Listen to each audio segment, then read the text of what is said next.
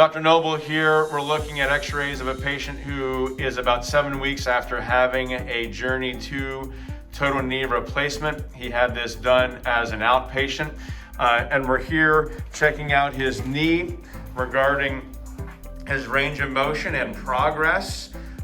He is doing quite well regarding how much bending and straightening. Go ahead and bend it back. So he's getting about 130 degrees of bend, which is quite good. We're gonna see how he's doing with walking as well. So we'll get him up and we'll walk down. Let's have him walk down the hallway. You can see he has a natural stride.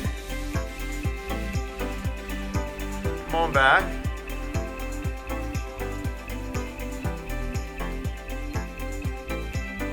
Walks quite well and has made a great progress early on with this contemporary knee design. Mark, at this early point, how does the knee feel to you? And Dr. Noble, it's been just 7 weeks. And amazingly, when I walk and even go upstairs, I'm beginning to sense that the full replacement right knee is equal to the left knee, or beginning to feel like my natural left knee. And that was a question I always had from the beginning. Would you do it again this way?